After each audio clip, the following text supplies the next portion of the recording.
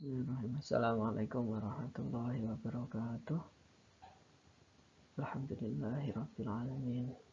Wa bihi nasta'in ala umurid dunya waddin. Wassalatu wassalamu ala asyrafil anbiya'i wal mursalin sayyidina wa maulana Muhammadin wa ala alihi wa sahbihi ajma'in. Amma ba'd. Di sini saya akan menyampaikan beberapa hal, yaitu tentang materi model desain pembelajaran PAE.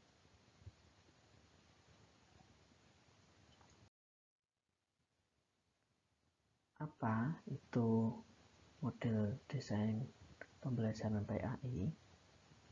Desain pembelajaran PAE adalah perencanaan pengajaran yang menggunakan pendekatan sistem atau yang terdiri dari komponen-komponen yang saling berinteraksi satu sama lain untuk mencapai suatu tujuan.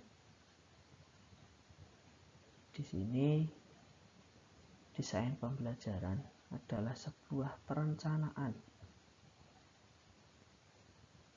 dengan menggunakan sistem yang untuk mencapai sebuah tujuan. Maka memang dalam dunia pendidikan itu penting ada model sehingga nanti tujuan dari pendidikan tersebut terkait dengan pencapaian atau hasil dari sebuah pendidikan, hasil dari sebuah pembelajaran, hasil dari sebuah pengajaran bisa tercapai. Maka perlu adanya sebuah model desain pembelajaran. Selanjutnya, macam-macam desain pembelajaran PAE. Sebenarnya ada banyak model pembelajaran, tetapi di sini saya hanya mengambil dari 4 tokoh. Yang pertama adalah model Briggs, selanjutnya adalah model Gerards dan Ellie, yang ketiga adalah model Camps, yang keempat adalah model Banati. Yang selanjutnya nanti akan saya terangkan di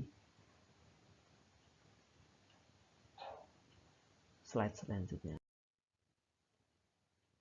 Yang pertama, desain pembelajaran PAE Briggs. Desain ini adalah desain pembelajaran yang merupakan sebuah desain yang memiliki ciri utama, yakni tenaga pendidik yang memiliki fungsi instruksional dalam kegiatan pembelajaran. Maksudnya apa?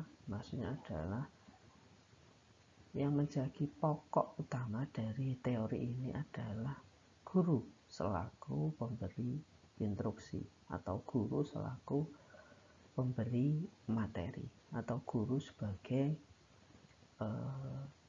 pengajar.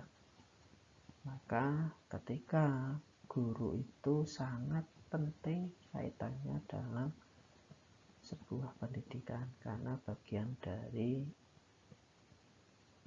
tokoh atau bagian fungsional yang paling penting menurut pembelajaran PAE Briggs.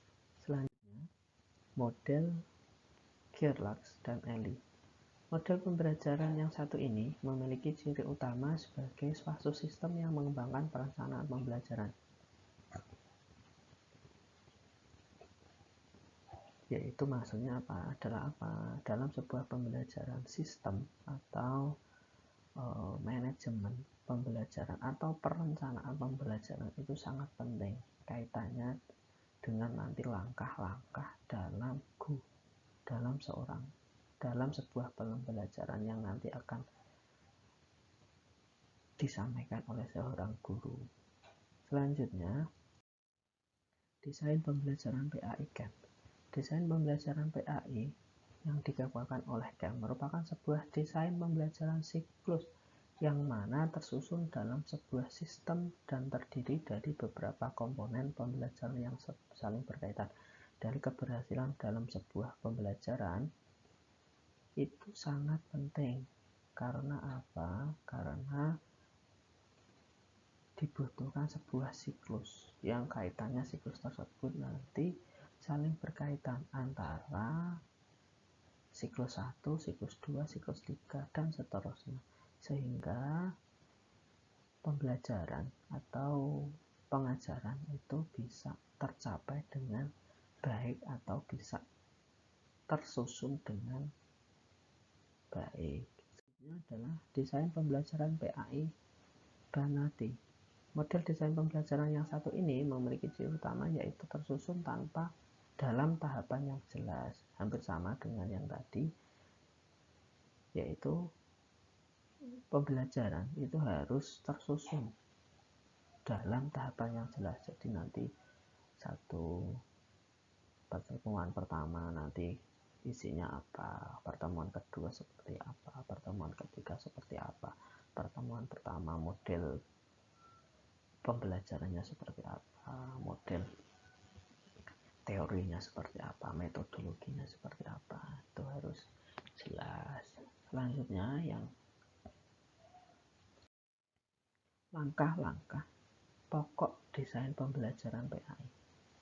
Apa saja langkah-langkah pokok yang harus dilakukan oleh guru dalam pembelajaran, khususnya pembelajaran PAI? Yang pertama adalah menentukan tujuan pengajaran pendidikan Islam.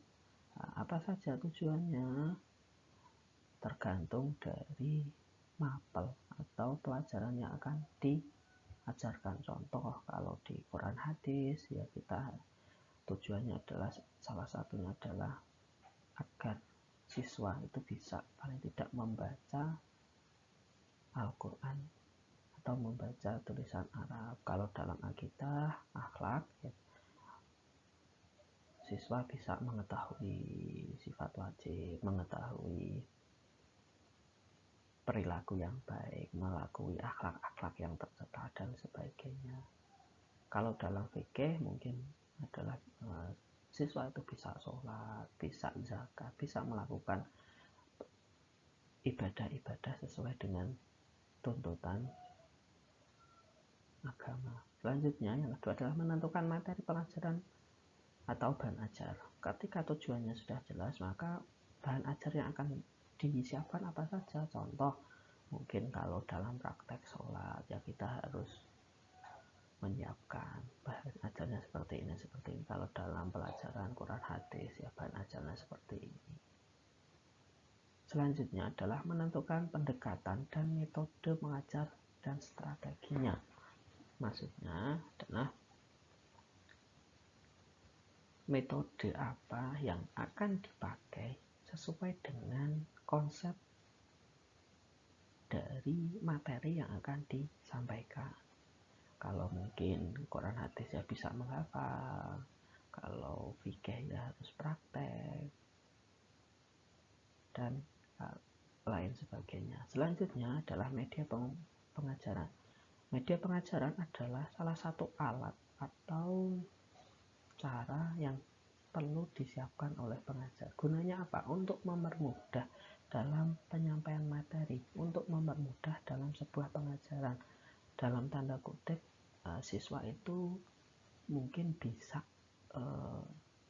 lebih gampang untuk memahami sebuah materi atau memahami sebuah penjelasan dari guru. Contoh mungkin kalau kita ngomong tentang sholat, maka diperlihatkan contoh-contoh praktek sholat melalui video. Kalau membaca Quran ya mungkin bisa diperlihatkan juga video-video tentang membaca Quran. Selanjutnya yang terakhir adalah evaluasi keberhasilan. Maksudnya adalah ketika pengajaran itu sudah selesai, maka perlu adanya evaluasi. Gunanya apa? Apakah pengajaran sudah baik sehingga nanti siswa itu bisa menerima, ataukah masih perlu adanya tambahan, sehingga nanti perlu adanya evaluasi agar pendidikan atau pengajaran yang kita sampaikan bisa tersampaikan dengan baik. Selanjutnya adalah komponen desain pembelajaran. Yang pertama adalah tujuan pembelajaran. Apa maksudnya? Adalah penjabaran kompetensi yang akan dikuasai oleh pembelajar. Jadi tujuan itu adalah gunanya apa, ya kita sampaikan dulu. Jadi agar siswa itu bisa menjabarkan kompetensi yang akan dikuasai oleh pembelajar. Selanjutnya adalah pembelajar itu sendiri, meliputi karakteristik, kemampuan awal, dan prasyarat. Jadi ketika jadi pembelajar itu ya kita harus punya pengetahuan terkait dengan karakteristik murid, kemampuan pedagogik, dan lain sebagainya. Selanjutnya adalah analisis pembelajaran, proses menganalisis topik atau materi yang akan dipelajari. Jadi kita harus mengetahui atau menguasai topik dan materi yang akan diajarkan kepada siswa. Selanjutnya adalah strategi pembelajaran.